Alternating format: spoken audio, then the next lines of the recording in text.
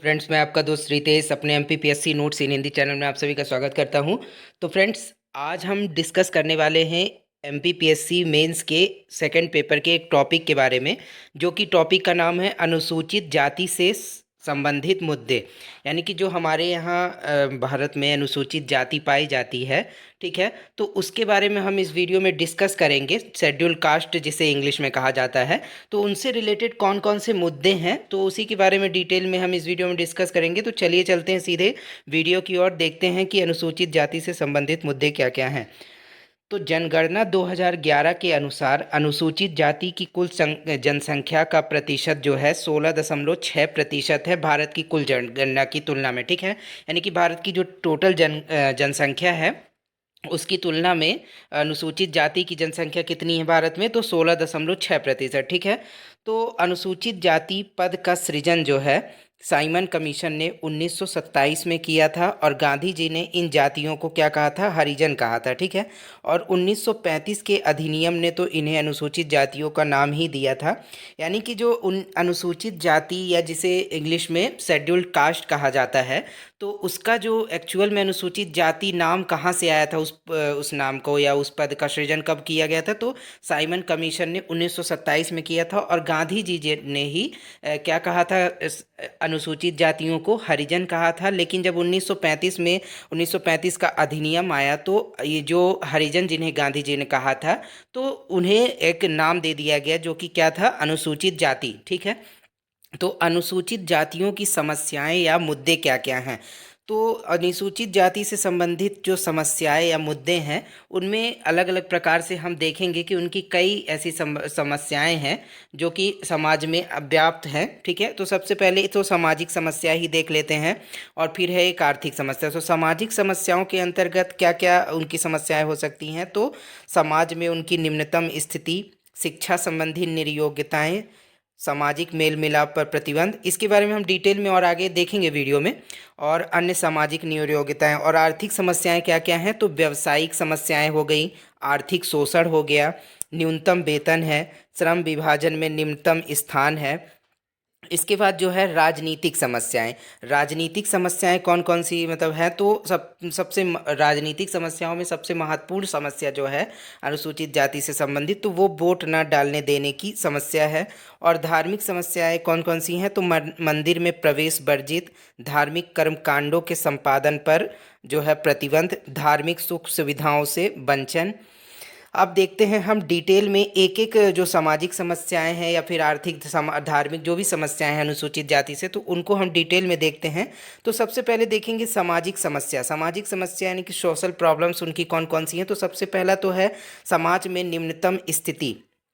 इसका क्या मतलब है, तो अस्पृश्यता की धारणा ने अनुसूचित जातियों को निम्नतम स्थिति प्रदान की है। आज भी उच्च जाति के लोग उन्हें घृणा की दृष्टि से देखते हैं व उनके साथ संपर्क रखना पाप समझते हैं। यह स्थिति ग्रामीण क्षेत्र के संदर्भ में और भी भयंकर रूप लिए हुए है। तो क्या है कि फ्रेंड्स की जो समाज में निम्नतम स्थिति जो अनुसूचित जाति के, जैसे मान लीजिए कोई व्यक्ति है, तो क्या देखने को मिलता है कि जो अनुसूचित जाति के व्यक्ति हैं, तो शहरों में तो आप देखेंगे कि आजकल ये सब भेदभाव बहुत तेज़ी से ख़त्म हो चुका है, और बहुत कम ही रेयर केस में शहरों में देखने को। लेकिन ग्रामीण इलाकों में आज भी आप जाएंगे ना, तो देखने को मिलेगा कि जो अनुसूचित जाति के लोग होते हैं, तो बड़े लोग जो होते हैं, बड़ी कास्ट वाले लोग होते हैं, ठीक है, ये मान लीजिए समान कैटेगरी के या फिर जो भी, तो वो क्या करते हैं, अनुसूचित जाति के लोगों से मेल जो है उनसे घृणा की दृष्टि से उनसे बात करते हैं या उनसे दूरी बनाकर रखते हैं। तो ये ज़्यादातर आपको देखने को मिलेगा कहाँ, ग्रामीण इलाके में ही देखने को। लेकिन क्योंकि शहरी क्षेत्रों में तो ये सारी चीज़ें चूँकि दूर हो चुकी हैं,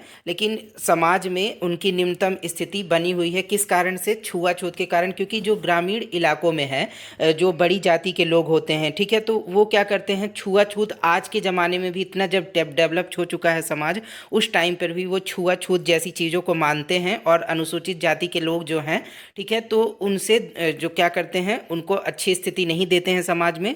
तो उस कारण से अनुसूचित जाति के लोगों की स्थिति थोड़ी सी निम्नतम है, ग्रामीण अंचलों में ज़्यादा देखने को मिल जाएगी ये, ठीक है। इसके बाद शिक्षा संबंधी निर्योग्यताएं क्या है? तो शिक्षा संबंधी निर्योग्यताएं मतलब प्राचीन समय में ही अनुसूचित जातियों के व्यक्ति शिक्षा प्राप्त करने से वंचित रहे हैं, और वर्तमान में शिक्षा के क्षेत्र में सुधार तो हुआ है, लेकिन फिर भी अस्पृश्य व्यक्ति आज भी बड़ी संख्या में अशिक्षित हैं। तो क्या है कि जो शिक्षा संबंधी नियोक्ताएं का क्या मतलब है कि आप देखेंगे कि जो प्राचीन काल से ही, जब हम देखेंगे कि जो निचली कास्ट के व्यक्ति हुआ करते थे, वेदों में भी आप देखेंगे कि हमारे प्राचीन काल में, तो उसमें क्या किया था कि 4 वर्गों में बांट दिया गया था, क्षत्रिय, वैश्य, शूद्र और ये ब्राह्मण करके। तो उसमें शूद्र जाति के जो लोग होते थे, तो उस समय से ही, प्राचीन काल समय से ही उन्हें शिक्षा प्राप्त करने वगैरह की अनुमति नहीं थी। तो वो प्रथा धीरे धीरे क्या हुआ कि समय बीतता गया तो वो धीरे धीरे कम तो हुई है, लेकिन आज भी देखने को ये मिलेगा कि अनुसूचित जाति के लोग जो हैं, जिन्हें छुआ क्या कहते हैं, अस्पृश्य वगैरह माना जाता है, उनको छूने से दूरी बना ली जाती है, ऐसा करके, ऐसी नैरो माइंडेड सोच रखने वाले आज भी हम समाज में देखने को मिलेंगे लोग। तो क्या होता है कि उन लोगों की वजह से ही जो जो निम्न कैटेगरी के लोग हैं, ठीक है, अनुसूचित जाति वगैरह के लोग हैं, तो वो शिक्षा से वंचित रह जाते हैं, ठीक है। तो लेकिन धीरे धीरे क्या है कि कुछ तो सुधार हुआ है शिक्षा में। तो ऐसा कई क्षेत्र ऐसे हैं जो कि आगे बढ़ चुके हैं, जहाँ पर कि वहाँ पर ये नहीं मायने रखता है कि कोई अनुसूचित जाति का है या सामान्य वर्ग का है, वहाँ पर सभी को समान अवसर मिले। लेकिन कुछ आज भी ऐसे मान लीजिए कि ज़िले हैं या फिर ऐसे गांव हैं जहाँ पर पिछड़े पिछड़े थोड़ा पिछड़ापन है, तो वहाँ पर लोगों में जो है अनुसूचित जाति के लोगों के प्रति जो है, लोग वहाँ पर शिक्षा नहीं प्राप्त कर पाते हैं, ठीक है, अशिक्षित रह जाते हैं कुछ लोग, ठीक है। तो अब एक नेक्स्ट क्या है, सामाजिक मेल मिलाप पर प्रतिबंध।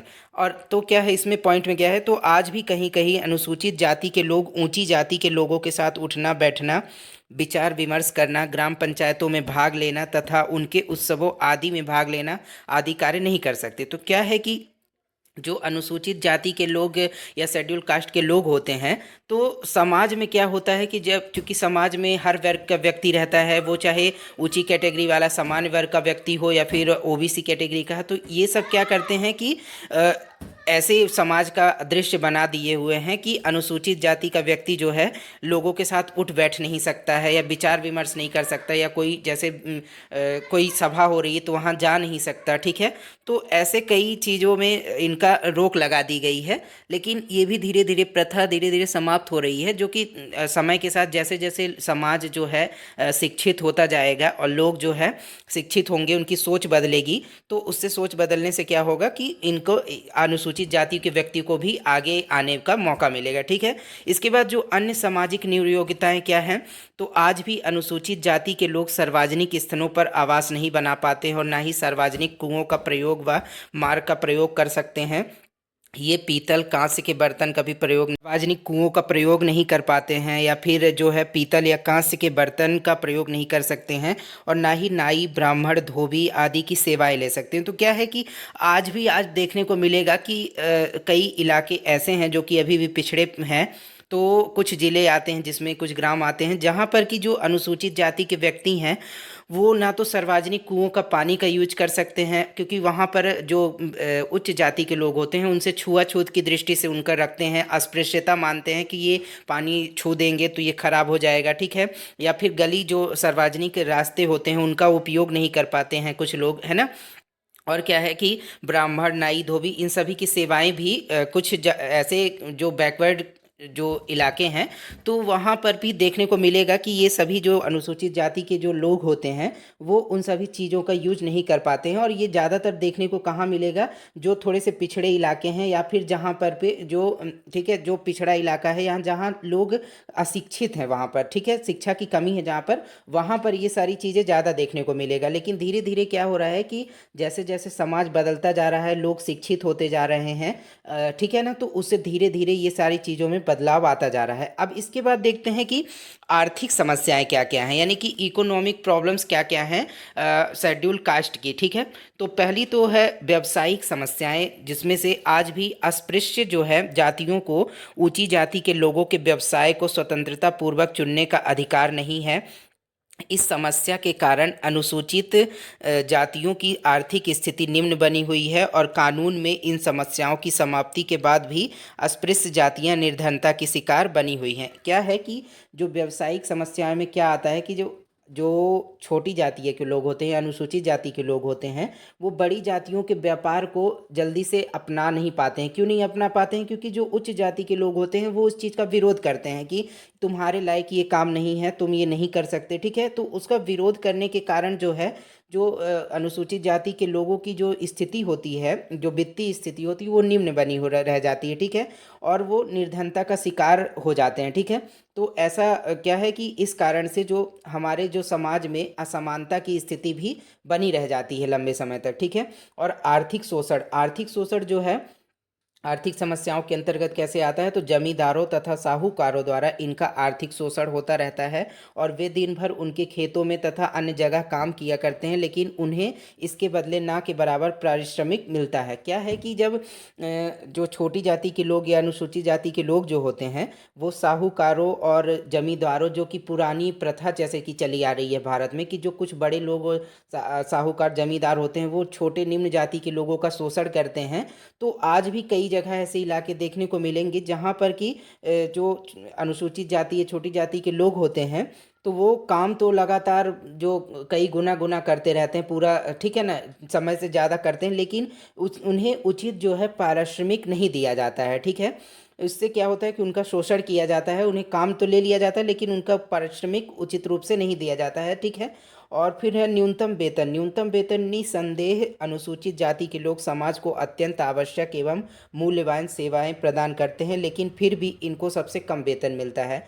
क्या है कि जो अनुसूचित जाति के लोग होते हैं, वो समाज में ऐसे काम को करते हैं जो ज़्यादातर लोग करना, जैसे उच्च जाति के लोग करना नहीं पसंद करते हैं, ठीक है। तो वो ऐसी काम मूल्यवान सेवाओं को देते हैं, लेकिन उसके बावजूद भी उन्हें उनके कार्य का जो उचित जो मूल्य मिलना चाहिए करने का, वो नहीं दिया जाता है, ठीक है। तो ये भी एक प्रकार से उनका शोषण किया जा रहा है। इसके बाद जो है श्रम विभाजन में निम्नतम स्थान, अस्पृश्यता की धारणा के कारण पहले उन्हें मिल कारखानों आदि में अच्छे पद पर नियुक्त नहीं किया जाता था। उन्हें सिर्फ वही कार्य मिलता था जिन्हें गंदा होने के कारण अन्य कोई व्यक्ति नहीं करता था।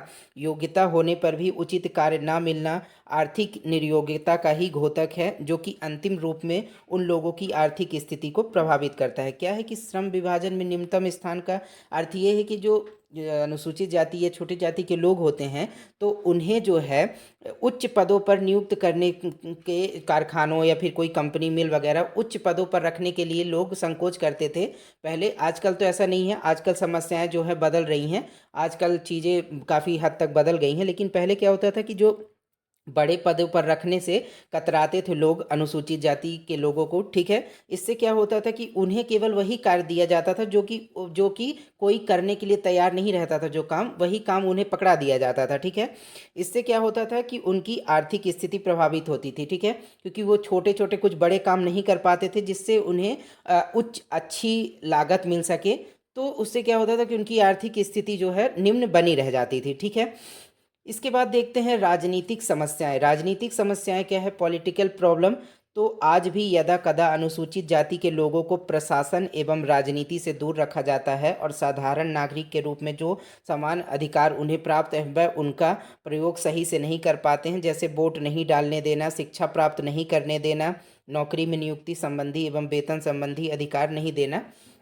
क्या है कि राजनीतिक समस्याओं के अंतर्गत क्या है कि आज भी कुछ चूंकि भारत धीरे धीरे डेवलप कर रहा है, लेकिन कुछ पिछड़े इलाके ऐसे हैं जहां पर कि इन लोगों को वोट डालने से भी वंचित रखा जाता है, ठीक है, कि वोट डालने से बच रखा जाता है, शिक्षा से वंचित रखा जाता है, ठीक है, या नौकरी वगैरह करने के लिए इन्हें प्रमोट ना कर करके इन्हें क्या किया जाता है, दबाया जाता है, इन्हें जो है नौकरी वगैरह करने के लिए नहीं प्रोत्साहित किया जाता। और इन्हें चाहते हैं बड़े उच्च जाति के लोग कि ये निम्न बने रहें, ठीक है। तो ऐसी कई समस्याएं पॉलिटिकल रूप से या राजनीतिक समस्याएं देखने को मिलती है अनुसूचित जातियों के साथ, ठीक है। और इन्हें वेतन संबंधी अधिकार भी नहीं मिलते, यानी कि जो इनका उचित वेतन मिलना चाहिए इनके कार्यों के लिए वो भी नहीं दिया जाता। तो ये भी एक प्रकार से समस्याएं ही हैं इनके लिए, ठीक है। लेकिन धीरे धीरे क्या है कि ये सारी चीज़ें बदलती हुई दिख रही हैं, ठीक है। इसके बाद धार्मिक समस्याएं जो है, रिलीजियस प्रॉब्लम किसमें सबसे ज़्यादा प्रॉब्लम आप जब देखेंगे कि अनुसूचित जाति या फिर जो लोगों से संबंधित है, तो वो सबसे ज़्यादा प्रॉब्लम धार्मिक समस्याएं ही हैं उनके साथ। तो उसमें क्या क्या प्रमुख है, तो मंदिर में प्रवेश वर्जित। आज भी कहीं कहीं अनुसूचित जातियों को अपवित्र बनाकर उनका मंदिरों में प्रवेश वर्जित है। वे किसी भी धार्मिक स्थल पर प्रवेश नहीं प्राप्त कर सकते थे। इन लोगों को पवित्र नहीं या घाटों के उपयोग, पवित्र स्थानों पर जाने तथा अपने ही घरों में देवी देवताओं की पूजा करने का अधिकार नहीं था। यहाँ तक कि शमशान घाट पर भी अपने संबंधियों का दाह संस्कार तक नहीं कर सकते थे। क्या है कि जो धार्मिक समस्याओं के अंतर्गत क्या है कि जो अनुसूचित जाति के व्यक्ति होते हैं, कि आप देखेंगे कि कुछ इलाके ऐसे हैं जो ग्राम मतलब कि जहाँ पर जो डेवलप नहीं हुए हैं, तो वहाँ पर यदि कोई मंदिर वगैरह है या कोई पवित्र स्थान है, तो वहाँ पर जो अनुसूचित जाति के व्यक्तियों को जाने नहीं दिया जाता है, उन्हें अछूत माना जाता है। ऐसे करके वो उनके अधिकारों से उन्हें वंचित रखने की कोशिश करते हैं, ठीक है। तो और उन्हें जो देवी देवताओं की पूजा करने से भी तक मना कर दिया जाता है। और ये प्रथा जो है चूँकि प्राचीन काल से चली आ रही है, तो इसे धीरे धीरे ये कम जरूर हुई है, लेकिन अभी भी कहीं कहीं इलाकों में ऐसा देखने को मिल जाता है, ठीक है। इसके बाद धार्मिक कर्मकांडों के संपादन पर प्रतिबंध। अनुसूचित जाति के सदस्य होने के कारण इन लोगों को किसी भी धार्मिक संस्कार को करने की आज्ञा नहीं थी। यानी कि जो अनुसूचित जाति के लोग होते हैं, ये किसी भी धार्मिक संस्कार को करने की इन्हें मनाही थी। क्योंकि क्या है कि इन्हें अछूत चूंकि कहा जाता है, अस्पृश्य माना जाता है, तो इस कारण से ये धार्मिक कर्मकांड वगैरह करने के लिए लोग इन्हें क्या करते हैं, दबाते हैं कि तुम ना करो, ठीक है, ऐसा करके। तो ये भी एक समस्याएं हैं जो धीरे धीरे जब लोग शिक्षित होते जाएंगे जैसे जैसे, तो ये सारी चीज़ें बदलेंगी और समाज में जो है एक नयापन आएगा और सभी में समानता की स्थिति आएगी। और धार्मिक सुख सुविधाओं से वंचन।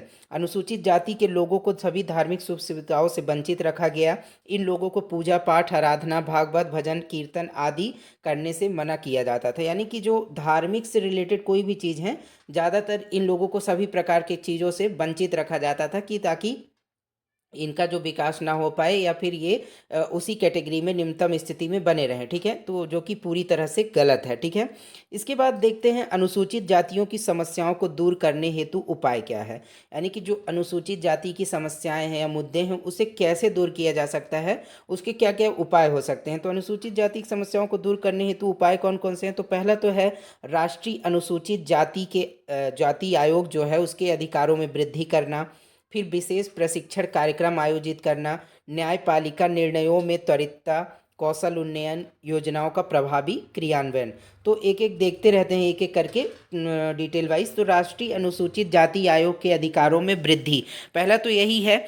तो आयोग के अधिकारों में वृद्धि होनी चाहिए ताकि इन जातियों के साथ घटी घटनाओं की न्यायपूर्ण जांच हो सके और आयोग को राज्य सरकार को बिना पूर्व सूचना दिए भी संबंधित शिकायत के विषय में कार्यवाही करने का अधिकार होना चाहिए।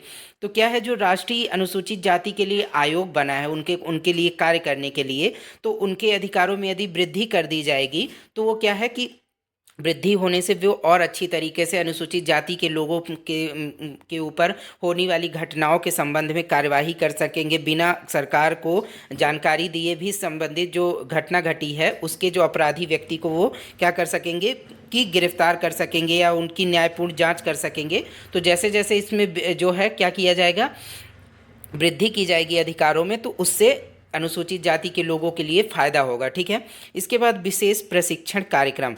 विशेष प्रशिक्षण कार्यक्रम क्या है, तो अनुसूचित जाति के अधिकारों के संरक्षण को सुनिश्चित करने के लिए देश के सभी नागरिकों, सुरक्षा बलों, गैर सरकारी संगठनों तथा संस्थाओं को इन जातियों से संबद्ध कानून की तथ्यपरक एवं व्यवहारिक जानकारी देने के लिए लघु अवधि के विशेष प्रशिक्षण कार्यक्रम आयोजित किए जाने चाहिए। क्या है कि विशेष प्रशिक्षण कार्यक्रम के अंतर्गत जब इनसे जुड़े जो लोग हैं या समाज में जो रहने वाले नागरिक हैं या सुरक्षा बल हैं, ठीक है, तो उन सभी को समय समय पर छोटे छोटे प्रशिक्षण या ट्रेनिंग वगैरह दी जानी चाहिए कि कैसे जो अनुसूचित जातियों के लिए जो बने कानून हैं उन्हें कैसे जो है क्रियान्वयन करना है उनका, और कैसे इन लोगों की सुरक्षा करनी है। ठीक है, तो इन सभी के लिए छोटे छोटे जो है ट्रेनिंग टाइम ऐसे किए जाने चाहिए कि यानी कि प्रशिक्षण आयोजित किए जाने चाहिए, जिससे कि क्या हो कि लोगों को जानकारी मिले और संबंधित व्यक्ति को भी जानकारी मिले कि उसके लिए कौन से कानून बने हैं और वो कैसे अपने हितों की रक्षा कर सकता है। ठीक है,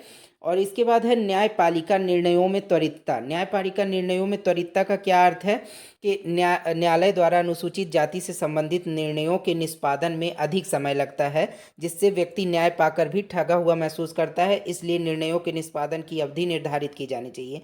क्या है कि जो न्यायालयों में चूंकि अनुसूचित जाति से रिलेटेड कोई मुद्दा हो या फिर कोई भी सामान्य भी केस, आप देखेंगे कि हमारे भारत की जो न्यायालयों में कई सालों तक, दशकों तक वो जो है पेंडिंग रखे रहते हैं।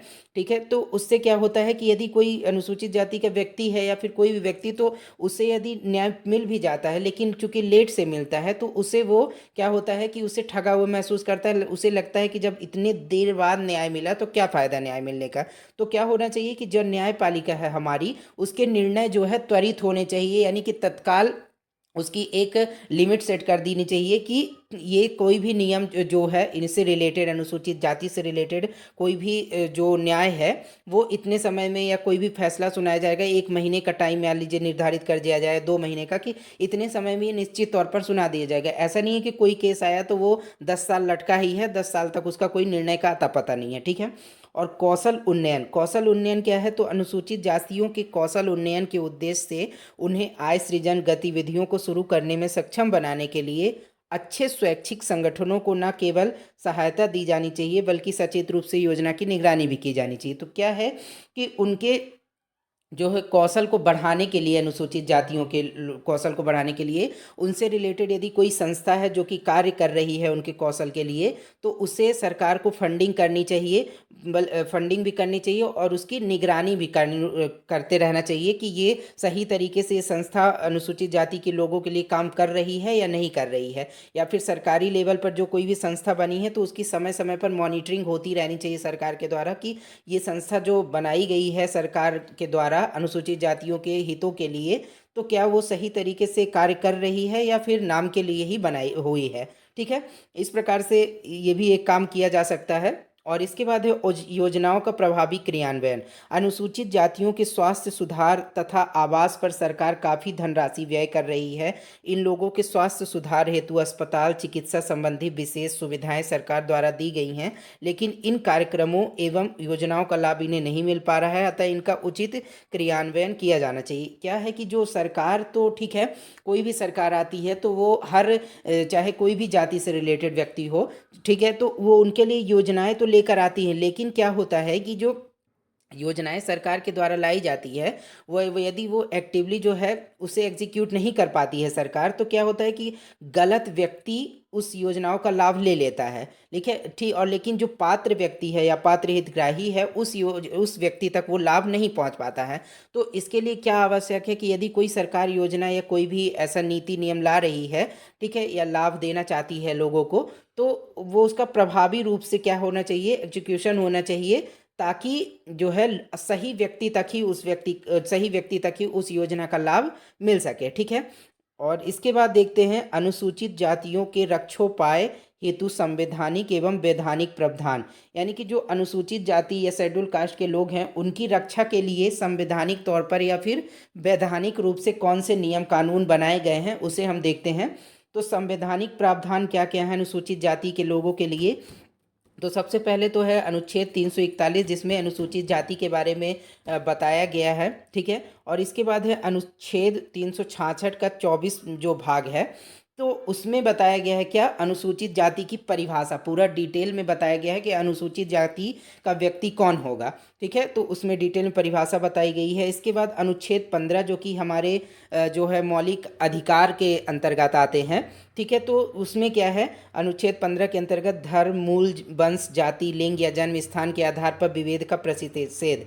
यानी कि जो अनुच्छेद 15 हमारा है, जो हमारे मौलिक अधिकार के अंतर्गत आता है, तो उसके तहत क्या है कि कोई भी धर्म, कोई भी मूल वंश या जाति या लिंग या जन्म स्थान में रहने वाला व्यक्ति है, उसे किसी भी प्रकार से जो भेदभाव नहीं किया जाएगा भारत के अंदर। यानी कि चाहे वो अनुसूचित जाति का व्यक्ति हो या सामान्य व्यक्ति, कोई भी कैटेगरी का व्यक्ति हो, तो हमारा मौलिक अधिकार जो है अनुच्छेद 15 जो कि हम बोलता है कि किसी भी लिंग, जाति या किसी भी धर्म से रिलेटेड कोई भी व्यक्ति हो, उसे किसी भी प्रकार का भेदभाव भारत में नहीं किया जाएगा। ठीक है, ये एक प्रकार से संरक्षण प्रदान करता है अनुसूचित जाति के लोगों को। इसके बाद जो है अनुच्छेद 16 जो है वो है लोक नियोजन के विषय में अवसर की समानता। यानी कि कोई भी कार्य जो है लोगों के हित के लिए जो किया जा रहा है, तो उसमें अवसर सभी प्रकार के जो है अवसर जो मिल रहे हैं वो सभी प्रकार की जातियों के लोगों को समान मिल रूप से मिलेंगे। ऐसा नहीं है कि कोई उच्च जाति का व्यक्ति है तो उसके लिए वो लाभ, कोई लाभ मिल रहा है, और सामान्य जो निम्न जाति का व्यक्ति है उसे कोई लाभ नहीं मिल रहा। तो क्या है कि जो जो हितग्राही या फिर लोगों के लिए जो भी योजनाएं वगैरह चालू होंगी या फिर कोई भी अवसर आएगा तो वो समान रूप से दिया जाएगा। ऐसा किसमें कहाँ कहाँ गया है, तो संविधान के अनुच्छेद 16 जो कि हमारा एक मौलिक अधिकार है। इसके बाद अनुच्छेद 17 में क्या कहा गया है, अस्पृश्यता का अंत। अस्पृश्यता क्या है कि जो छुआछूत माना जाता है, जो भारत में लोगों के द्वारा नीची जाति के लोगों के प्रति जो उच्च जाति के लोग छुआछूत की दृष्टि से उन्हें देखते हैं, तो वो अस्पृश्यता उसे कहा जाता है। तो उसका अंत करने के लिए अनुच्छेद 17 में वर्णन किया गया है। ठीक है, इसके बाद क्या है अनुच्छेद 25। अनुच्छेद 25 क्या कहता है कि अंतःकरण की और धर्म की अबाध रूप से मानने, आचरण और प्रचार करने की स्वतंत्रता।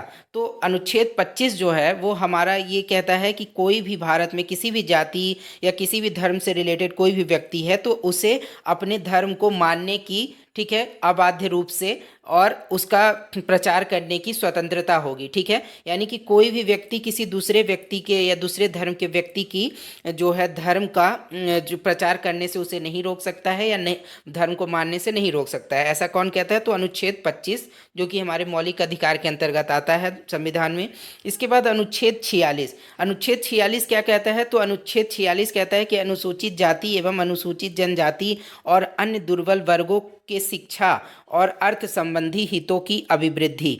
यानी कि जो अनुच्छेद 46 है वो कहता है कि जो शेड्यूल्ड ट्राइब्स है या फिर शेड्यूल्ड कास्ट के लोग हैं, वो या फिर दुर्बल वर्ग के लोग हैं जो कमज़ोर कैटेगरी में आते हैं, ठीक है, तो उनकी शिक्षा या फिर अर्थ यानी कि उनके जो है अर्थ अर्थ यानी कि मतलब पैसे से रिलेटेड संबंधित उनमें वृद्धि की जाएगी। उनके जो है ऐसे ऐसे नियम कानून बनाए जाएंगे सरकार के द्वारा जिससे उनकी वृद्धि हो सके। ठीक है, उनकी शिक्षा वो प्राप्त कर सकें या फिर उनके पैसे में वृद्धि हो सके। इस प्रकार से नियम कानून अनुच्छेद 46 के तहत बनाने के लिए कहा गया है संविधान में। इसके बाद अनुच्छेद 243 का घ जो है कॉलम, उसमें पंचायतों में आरक्षण की व्यवस्था की गई है। किसके लिए, अनुसूचित जाति के लोगों के लिए। इसके बाद अनुच्छेद 243 का जो टा कॉलम है उसमें कहा गया है कि नगर पालिका जो है, नगर पालिकाओं में आरक्षण की व्यवस्था की जाएगी अनुसूचित जाति के लोगों के लिए। इसके बाद अनुच्छेद 330 जो है लोकसभा में अनुसूचित जाति और अनुसूचित जनजाति के लिए स्थानों का आरक्षण करने के लिए कहा गया है किसमें, अनुच्छेद 330 में। इसके बाद अनुच्छेद 332 जो है वो राज्य की विधानसभाओं में अनुसूचित जातियों और अनुसूचित जनजातियों के लिए स्थानों का आरक्षण, यानी कि जो चुनाव होते हैं देश में, वहाँ पर हर कैटेगरी में संविधान में ऐसे अनुच्छेद वर्णित किए गए हैं जहाँ पर कहा गया है कि अनुसूचित जाति या शेड्यूल्ड कास्ट के लोगों को या फिर शेड्यूल्ड ट्राइब्स के लोगों को जो है तो उनको क्या है आरक्षण दिया जाएगा, रिजर्वेशन दिया जाएगा, जिससे वो उनकी सीटें आरक्षित हो जाती हैं और उन सीटों पर केवल वही व्यक्ति लड़ सकता है जो अनुसूचित जाति या फिर अनुसूचित जनजाति से रिलेटेड होगा और उनकी जगह पर कोई और व्यक्ति नहीं लड़ सकता है। ठीक है, तो उनकी सीटें रिजर्व कर दी गई हैं। इसके बाद जो अनुच्छेद 335 है सेवाओं और पदों के लिए अनुसूचित जातियों और जनजातियों के दावे, यानी कि अनुच्छेद जो 335 है वो क्या कहता है कि जो अनुसूचित जाति या जनजाति के लोग हैं, कोई भी जो है मान लीजिए नौकरी है या फिर कोई भी पद है, उनके लिए समान अवसर जो ही होंगे, ठीक है, उन्हें अलग तो नहीं रखा जाएगा, उनके लिए भी समान अवसर उसी प्रकार से दिए जाएंगे जो कि क्या है कि समान कैटेगरी के व्यक्ति के लिए होते हैं। ठीक है, इसके बाद अनुच्छेद 338 में राष्ट्रीय अनुसूचित जाति आयोग का गठन किया गया है। ठीक है, इसके बाद जो है कानूनी प्रावधान क्या क्या हैं, यानी कि अभी तो हमने संवैधानिक अनुच्छेद वगैरह देख लिए कि संविधान में क्या क्या वर्णित किया गया है अनुसूचित जातियों के लिए। अब हम देखते हैं कि कानूनी रूप से क्या किया गया है सरकार के द्वारा कानून के माध्यम से। तो जनजातियों के लिए सिविल अधिकार संरक्षण अधिनियम 1955 एक तो नियम कानून बनाया गया है। इसके बाद है अनुसूचित जाति तथा अनुसूचित जनजाति अत्याचारण निवारण अधिनियम 2018 बनाया गया। इसके बाद हाथ से मैला ढोने वाले का नियोजन और शुष्क शौचालय निर्माण अधिनियम 1993 बनाया गया। इसके बाद हाथ से मैला ढोने वालों के नियोजन का प्रतिषेध तथा उनका पुनर्वास अधिनियम 2013 बनाया गया। तो इस प्रकार से कुछ कानून भी बनाए गए हैं अनुसूचित जाति के लोगों के लिए, उनके हितों के संरक्षण के लिए। ठीक है, इसके बाद अब हम देखते हैं अनुसूचित जातियों के कल्याण एवं विकास हेतु सरकारी कार्यक्रम व योजनाएं। तो अनुसूचित जातियों के जो व्यक्ति हैं उनके कल्याण या फिर विकास के लिए, डेवलपमेंट के लिए क्या किया गया सरकार के द्वारा, कुछ प्रमुख रूप से वो चीज़ें पॉइंट्स देख लेते हैं। तो कुछ योजनाएं मान लीजिए चलाई गई हैं सरकार के द्वारा। तो अनुसूचित जाति उप योजना है एक, जिसके अंतर्गत अनुसूचित जाति उप योजना एक केंद्र प्रायोजित योजना है और जो कि केंद्र सरकार के द्वारा चलाई जाती है और जिसकी शुरुआत 1980 में की गई थी। और इसकी सहायता का मुख्य उद्देश्य जो है गरीबी रेखा से नीचे जीवन यापन करने वाले अनुसूचित जातियों के परिवारों की आर्थिक विकास के लिए परिवार केंद्रित योजनाओं को बढ़ावा देना है। इसके बाद अगली योजना कौन सी है, विद्यार्थी कल्याण योजना। विद्यार्थी कल्याण योजना के अंतर्गत क्या है, तो इस योजना के अंतर्गत अनुसूचित जाति के आर्थिक रूप से कमजोर विद्यार्थियों को आकस्मिक विपत्ति में किसी विशेष रोग के उपचार हेतु तथा विशेष अभिरुचि को प्रोत्साहन देने हेतु 2500 तक की राशि प्रदान की जाती है। इसके बाद जो है डॉक्टर भीमराव अंबेडकर मेधावी विद्यार्थी पुरस्कार योजना। इसके अंतर्गत क्या है, तो इस योजना के अंतर्गत अनुसूचित जाति के प्रतिभाशाली छात्र छात्राओं को 10वीं एवं 12वीं की बोर्ड परीक्षा में सर्वोच्च अंक प्राप्त करने पर विशिष्ट पुरस्कार प्रदान किए जाते हैं। फिर है अनुसूचित जाति राहत योजना।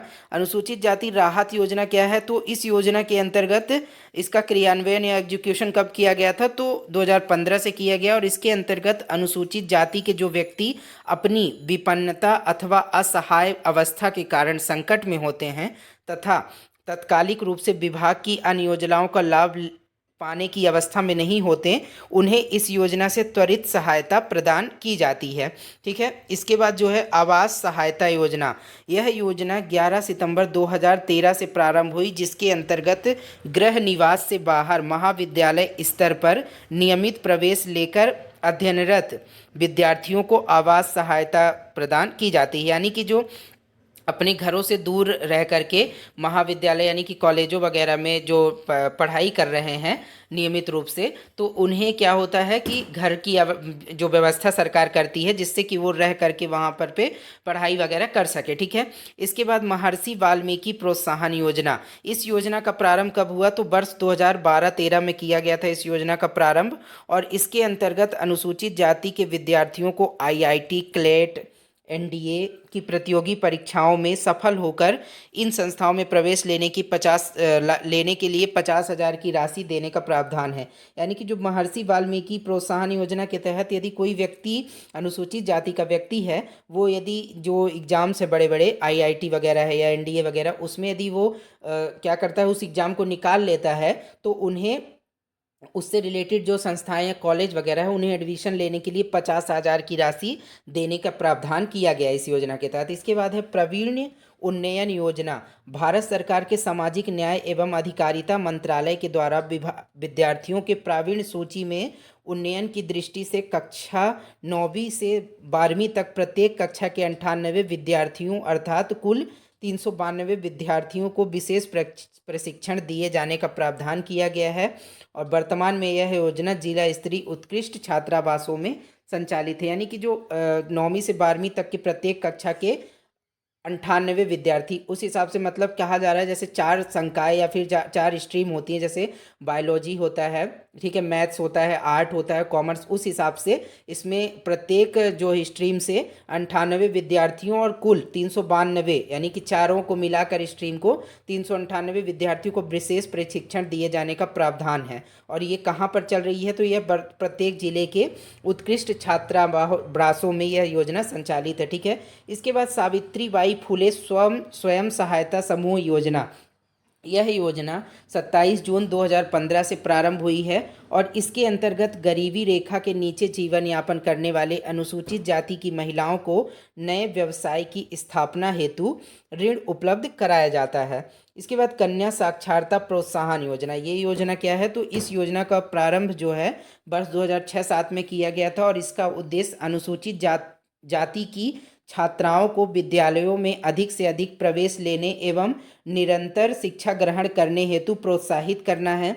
और इसके अंतर्गत 11वीं कक्षा में प्रवेश लेने वाली छात्राओं को 3,000 रुपये की प्रोत्साहन राशि दी जाती है। क्या होता है कि जो हमारे यहाँ देखेंगे आप कि बालिका शिक्षा वगैरह वो बहुत ही निम्न कैटेगरी की, बहुत कम ही लोग होते हैं जो ग्रामीण क्षेत्रों में आप देखेंगे कि अपनी लड़कियों को पढ़ाने के लिए भेजते हैं, और अनुसूचित जाति के जो लोग होते हैं तो उस केस में तो और भी ज़्यादा कम जो है शिक्षा, बालिका शिक्षा देखने को मिलती है। तो ऐसी में सरकार क्या करती है कि ये जो प्रोत्साहन राशि एक प्रकार से उपलब्ध कराती है छात्राओं को, ये लड़कियों को, अनुसूचित जाति की लड़कियों को, जिससे क्या होता है कि जो प्रमोट होती हैं शिक्षा की में लोग अपनी बच्चियों को भेजते हैं एक प्रकार से, भले चाहे वो पैसे के लालच से हो या फिर जैसे भी, तो वो क्या करते हैं कि भेजते हैं। तो सरकार इस प्रकार से कई योजनाएं जो चलाती है बालिका शिक्षा वगैरह के लिए, है ना। और इसके बाद है मुख्यमंत्री युवा स्वरोजगार योजना। यह योजना का प्रारंभ 11 अगस्त 2014 को किया गया और इसका मुख्य उद्देश्य क्या है, मार्जिन मनी सहायता, ब्याज सब्सिडी, ऋण गारंटी, लाभार्थियों को प्रशिक्षण एवं उद्यमिता को बढ़ावा देना है। यानी कि स्वरोजगार के लिए जो अनुसूचित जाति के जो लोग हैं उनके स्वरोजगार के लिए भी युवा स्वरोजगार योजना मुख्यमंत्री द्वारा चलाई गई है। इसका मुख्य उद्देश्य क्या था, तो मार्जिन मनी सहायता, ब्याज सब्सिडी, यानी कि यदि कोई अनुसूचित जाति का व्यक्ति कोई भी व्यवसाय वगैरह करने के लिए जो है वो लेता है क्या, लोन वगैरह, ठीक है, तो उसमें क्या है सरकार के द्वारा सब्सिडी देने का प्रावधान किया गया है। इसके बाद मुख्यमंत्री कौशल उन्नयन प्रशिक्षण योजना। अब ये जो मुख्यमंत्री इससे रिलेटेड योजना है आप देख रहे हैं, ये स्पेशली मध्य प्रदेश के लिए ये है, ठीक है।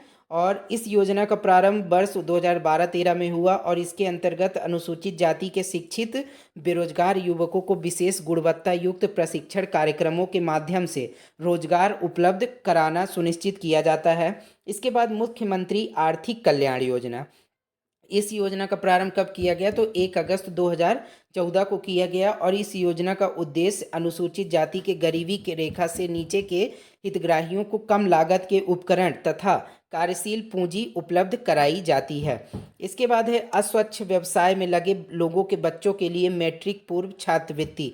इसके तहत क्या किया गया, तो इस योजना की शुरुआत 1977 से 78 में हुई थी और प्रारंभ में इस योजना के तहत सिर्फ छात्रावासों में रहने वाले विद्यार्थी ही आते थे। इसके उपरांत 1991 से संस्थानों में रोज आने जाने वाले विद्यार्थी को भी इस योजना के अधीन लाया गया। इस योजना के तहत निम्नलिखित चिन्हित समूहों के बच्चों को मैट्रिक पूर्व शिक्षा के लिए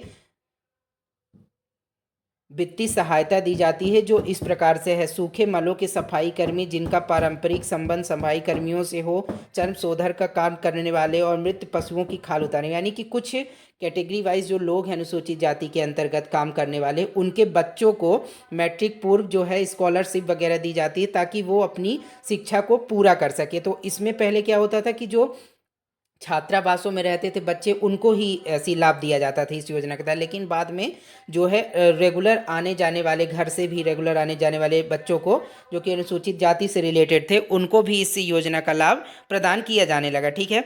इसके बाद है अनुसूचित जाति के विद्यार्थियों के लिए निःशुल्क कोचिंग योजना। इस योजना का उद्देश्य विभिन्न प्रतियोगी परीक्षाओं में बैठने के इच्छुक विद्यार्थियों को परीक्षाओं के लिए तैयार करना है। इस निःशुल्क कोचिंग में केंद्रीय लोक सेवा आयोग की ग्रुप ए, ग्रुप बी की परीक्षाएं, एसएससी, रेलवे भर्ती बोर्डों, राज्य लोक सेवा आयोगों, बैंकों की अफसर ग्रेड परीक्षाओं, बीमा कंपनियां, पीएसयू और निजी क्षेत्र से रोजगार हेतु नौकरी केंद्रित कोर्सों के लिए प्रशिक्षण दिए जाते हैं ताकि विद्यार्थी इन परीक्षाओं में सफलता के लिए दक्षता प्राप्त कर सकते हैं। यानी कि जो सरकार के द्वारा अनुसूचित जाति के विद्यार्थी हैं उनको कोचिंग की सुविधा निःशुल्क रूप से प्रदान करती है सरकार। बड़े बड़े जो कोर्स होते हैं उनको उनकी कोचिंग की सुविधा है ताकि वे जो है परीक्षाओं में सफलता प्राप्त कर सकें और बड़े बड़े पदों तक पहुंच सके।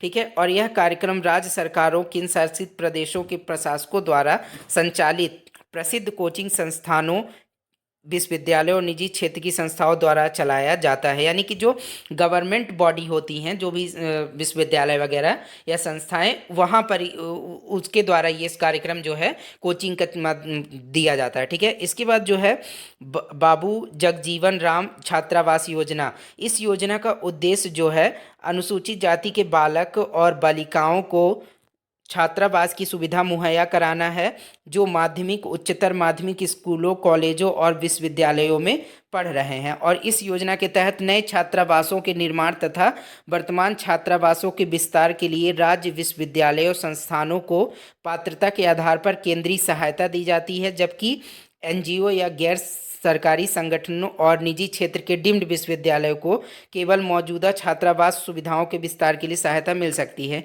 यानी कि जो ये योजना है बाबू जगजीवन राम छात्रावास योजना, इसमें जो है जो माध्यमिक विद्यालय हैं या फिर उच्चतर माध्यमिक विद्यालय या कॉलेजों में जो बच्चे पढ़ रहे होते हैं अनुसूचित जाति से रिलेटेड, उनके लिए जो क्या है कि छात्रावास की व्यवस्था करवाती है सरकार रहने के लिए उनके। ठीक है, और इसके तहत जो सरकारी संस्थान है, विश्वविद्यालय या फिर जो है ना संस्कारी संस्थान, उनको नए छात्रावास बनाने के लिए या फिर जो पूर्व में छात्रावास हैं उनके विस्तार करने के लिए पैसे सरकार देती है।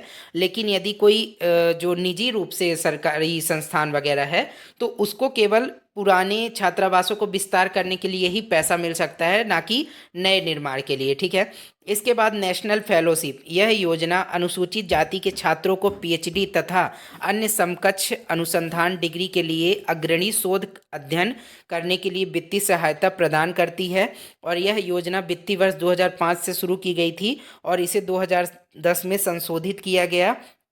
और इस योजना के अंतर्गत प्रति वर्ष 2000 छात्रों का चयन किया जाता है और जेआरएफ वाले छात्र को पहले 2 वर्ष में 25,000 रुपये प्रति माह और बाकी महीने में 28,000 रुपये छात्रवृत्ति दी जाती है।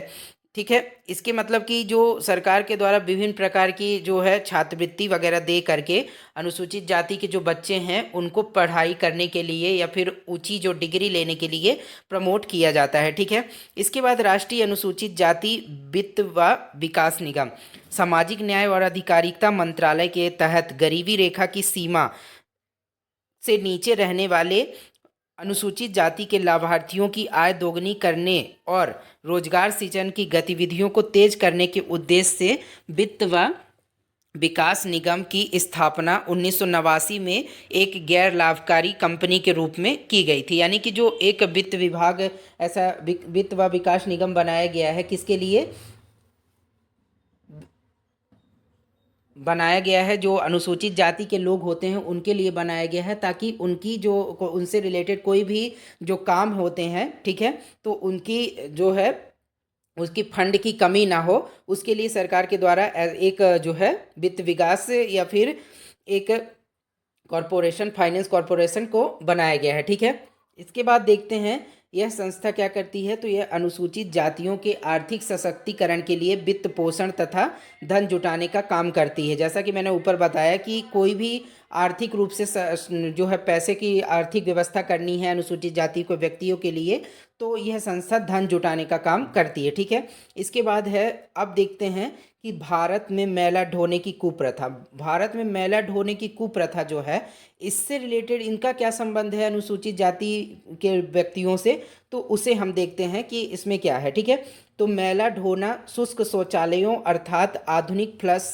प्रणालीहीन शौचालयों से मानव मल को हटाया जाना होता है और दलितों के बीच मैला ढोने वाले सर्वाधिक बहिष्कृत एवं शोषित समुदाय हैं और उन्हें हिंदू जाति के वंशक्रम के सबसे निचला माना जाता है, अतः वे भेदभाव के अनेक स्वरूपों से पीड़ित होते हैं। तो क्या होता है कि जो अनुसूचित जाति के व्यक्ति होते हैं, तो मैला ढोने की प्रथा से उनका संबंध ये है कि जो भारत में मैला वगैरह, ठीक है, ये साफ करने का काम किया जाता है, तो ये ज़्यादातर देखा जाता है कि निचली जातियों के लोग ही इसमें जो है शामिल रहते हैं। वहाँ पर क्या रहता है कि जो उच्च जाति के व्यक्ति होते हैं तो वो उनका ये कहना रहता है कि ये सभी काम जो है निचली जाति के व्यक्ति या फिर अनुसूचित जाति हो या फिर जो निचली जाति के व्यक्ति हैं वो ये सब काम करेंगे, जो कि पूरी तरह से गलत है। और इसके लिए हम देखेंगे कि सरकार के द्वारा आगे आजकल क्या प्रयास किए गए हैं, जिससे ये सारी जो है प्रथाएं जो हैं ये समाप्ति की ओर बढ़ रही हैं। ठीक है, तो इन समुदायों में महिलाएं सर्वाधिक शोषित हैं, क्योंकि वे मैला ढोने वाले कार्यबल का 80% भाग होती हैं और सामाजिक कलंक से पीड़ित होने के अलावा उनका कार्य बहुत कम पारिश्रमिक वाला है।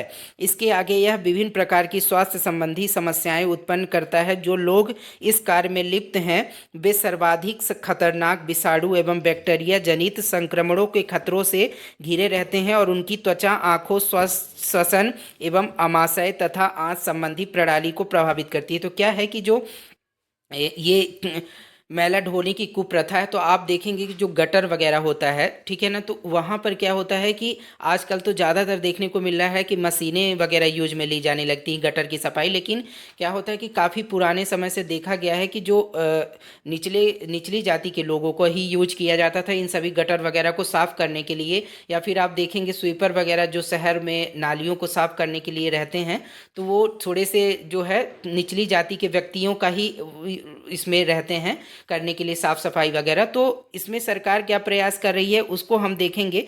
लेकिन ये चीज़ें जो हैं इससे क्या होता है कि ये लोग जो होते हैं ये निचली स्थिति में बने रह जाते हैं। लोग उच्च जाति के लोग जो है इनका सम्मान नहीं करते हैं ऐसे छोटे मतलब ऐसे काम करने के लिए कारण। और ये जो है इनके शारीरिक रूप से ऐसा काम करना जो है इनके शारीरिक रूप से भी इनको हानि पहुंचाता है, क्योंकि इनमें विभिन्न प्रकार की इन्हें बीमारियां हो सकती हैं। ठीक है, तो इसके लिए सरकार द्वारा किया क्या गया है, तो सरकार कुछ प्रयास की है। जैसे भारत ने मैनुअल स्कैवेंजर्स यानी कि मैला ढुलाई को जो इंग्लिश में क्या कहा जाता है, मैनुअल स्कैवेंजर्स के रूप में रोजगार का निषेध और उनका पुनर्वास अधिनियम 2013 लागू किया, जिसके तहत इस प्रथा पर प्रतिबंध लगा दिया गया है। और यह अधिनियम किसी भी व्यक्ति द्वारा मानव मल को उसके निपटान तक मैनुअल रूप से साफ करने, ले जाने, निपटाने या अन्यथा किसी भी तरीके से हैंडलिंग पर प्रतिबंध लगाता है। यानी कि सरकार के द्वारा जो है मैनुअल स्कैवेंजर्स जो को रोकने के लिए एक जो है क्या लाया गया, अधिनियम लाया गया, जो कि 2013 में लाया गया था। और इसे पूरी तरफ से प्रतिबंधित कर दिया गया, किसको, मैला ढुलाई को। और जो है मैला ढोने की प्रथा को अमानवीय प्रथा के रूप में परिभाषित किया, किसके द्वारा, इस अधिनियम 2013 में जो अधिनियम आया था उसके द्वारा। ठीक है, इसके बाद हाथ से मैला ढोने की प्रथा के प्रचलन के क्या कारण हैं, तो हाथ से जो मैला ढोने की जो प्रथा के प्रचलन के कारण क्या क्या हैं, तो आउटसोर्सिंग के कारण समस्याएं। आउटसोर्सिंग का मतलब क्या है, कई बार स्थानीय निकाय निजी ठेकेदारों को सीवर सफाई कार्य आउटसोर्स करते हैं।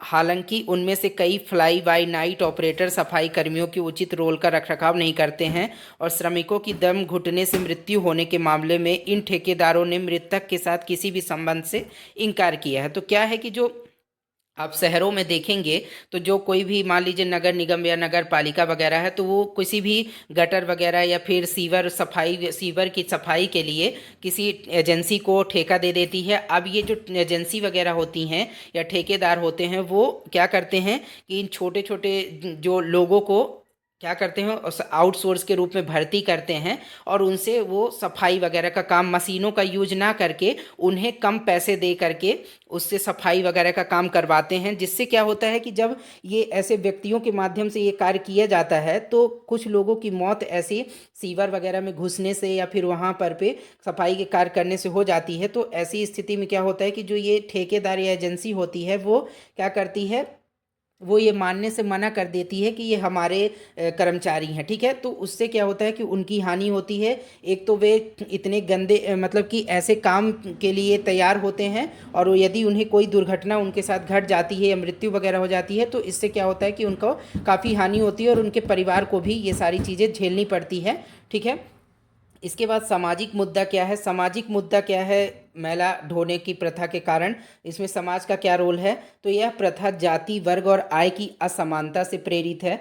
इसका मतलब क्या है कि जो जाति, वर्ग, आय, इसका क्या मतलब है कि यह प्रथा जो है प्राचीन काल से ही है। मतलब जैसा कि आपने देखा होगा कि निचली जाति के जो व्यक्ति होते हैं उन्हें छोटे छोटे काम सौंपे जाते हैं, तो यह प्रथा भी, जो मेला ढोले की प्रथा भी, इन्हीं लोगों को, जो निचली जाति के व्यक्ति लोग होते हैं, ठीक है, तो उन्हें काम ऐसे सौंप दिए जाते हैं कि ये मतलब यही काम ये करेंगे, ठीक है, जो कि पूरी तरह से गलत है। और जैसे जैसे चूंकि समय बीत रहा है तो ये लोगों में जागरूकता रही है, और सरकार के द्वारा भी ऐसे प्रयास किए जा रहे हैं कि ये सारी चीज़ों को कोई मैन्युअली व्यक्ति ना करके मशीन ही करें ऐसी चीज़ों को, ठीक है।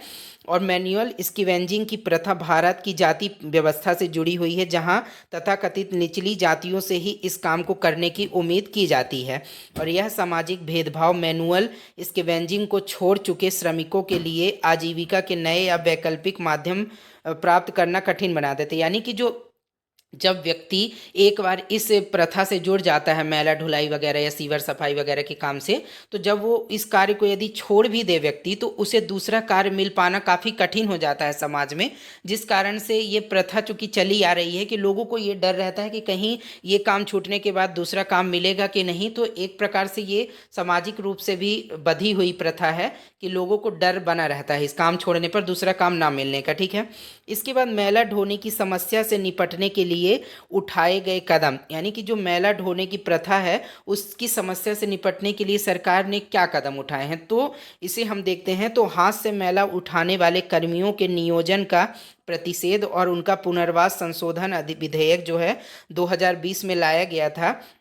और यह सीवर की सफाई को पूरी तरह से मशीनीकृत करने, ऑन साइट सुरक्षा के तरीके अपनाने और सीवर में होने वाली मौतों के मामले में कर्मियों के परिवार वालों को मुआवजा प्रदान करने का प्रस्ताव करता है। यानी कि जो सरकार के द्वारा एक विधेयक लाया गया था 2020 में इस प्रथा को पूरी तरह से वो ख़त्म करने के लिए, उसके द्वारा जो है मौतों के मामले यदि सीवर में होते हैं कर्मियों के, तो उनके परिवार वालों को जो है मुआवजा देने का प्रस्ताव इसके तहत रखा गया।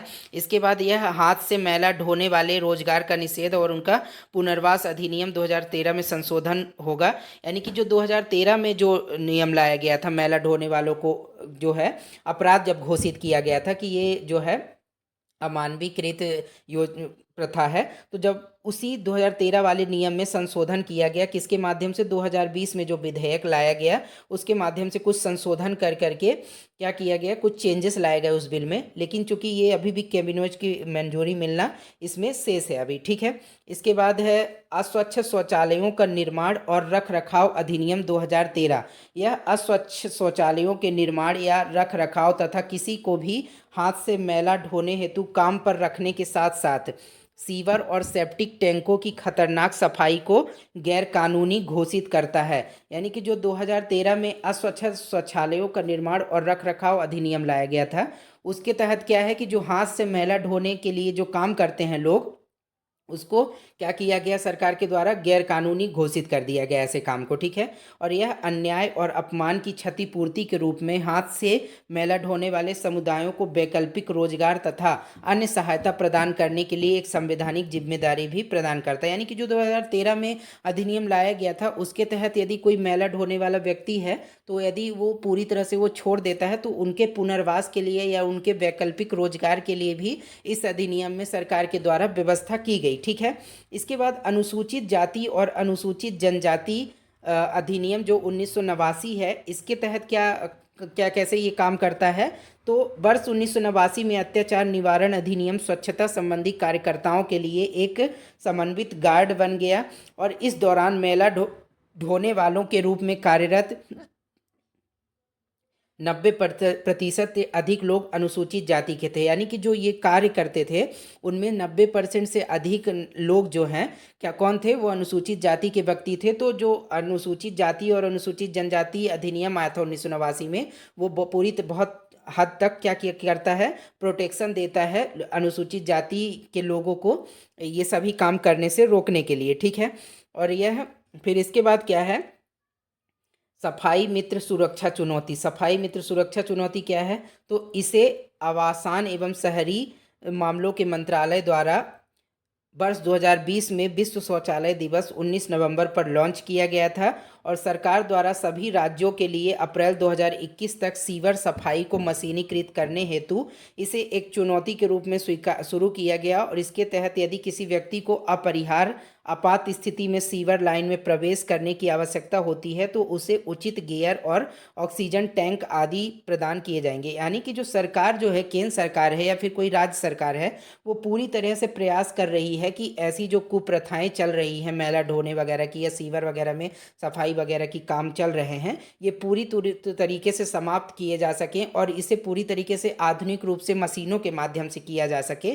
तो इसके लिए जो क्या है, सरकार के द्वारा एक सफाई मित्र सुरक्षा चुनौती पोर्टल भी लॉन्च किया गया था, जिसके तहत काम किया जा सके और पूरी तरह से मशीनीकृत किया जा सके इन सभी चीज़ों को जो जो क्या है कि सीवर वगैरह की सफाई से रिलेटेड काम है। ठीक है। तो और यदि किसी कारणवश यदि किसी व्यक्ति को या किसी भी व्यक्ति को आपात स्थिति में किसी गटर वगैरह या फिर जो है सीवर सिस्टम में घुसना पड़ रहा है, तो ऐसी स्थिति में सरकार की ये जिम्मेदारी होगी या कोई भी निकाय है जो या ठेकेदार वगैरह जो एजेंसी काम कर रही, तो उसकी जिम्मेदारी होगी कि उस व्यक्ति को वो गियर व ऑक्सीजन टैंक वगैरह देकर ही उस सीवर सिस्टम में प्रवेश करने दे। ठीक है। तो इस प्रकार से सरकारी प्रयास भी किए गए हैं कि जो ऐसी प्रथाएं हैं वो समाप्त किए जा सके, कानून के माध्यम से हो या फिर सरकार में लोगों को जागरूकता के माध्यम से हो। तो सरकार भी अपने स्तर पर काफ़ी प्रयासरत है। ठीक है। तो क्या है कि अनुसूचित जाति के व्यक्ति जो कि जो है कुप्रथा वगैरह, उनके लिए सामाजिक समस्याएं हैं जो कि प्राचीन काल से ही काफ़ी से चली आ रही हैं, लेकिन अब चूँकि समाज जो है धीरे धीरे जागरूक हो रहा है, शिक्षित हो रहा है, तो ऐसे कारण में जो सरकार के द्वारा भी कुछ ऐसे प्रयास किए गए हैं जिनसे इनकी समस्याएं या मुद्दे सॉल्व हो सकें। तो आने वाला कुछ समय ऐसा भी आएगा जब पूरी तरह से हमारे जो भारत देश में समानता की स्थिति लोगों में बनेगी, फिर किसी भी प्रकार का जातिगत भेदभाव नहीं रहेगा। जैसे जैसे समाज शिक्षित होगा तो ये लोग भी जो है आगे आकर के लोग समझेंगे एक दूसरे को, फिर वो जाति के नाम पर भेदभाव वगैरह नहीं करेंगे। तो इसी उद्देश्य के साथ आज का वीडियो हम जो है समाप्त करते हैं। तो फ्रेंड्स, वीडियो लास्ट तक देखने के लिए थैंक यू। अब फ्रेंड्स, अगले वीडियो में हम किसी नए टॉपिक पर डिस्कस करेंगे। तो आज के लिए इतना ही, मिलेंगे नेक्स्ट वीडियो में। Bye bye.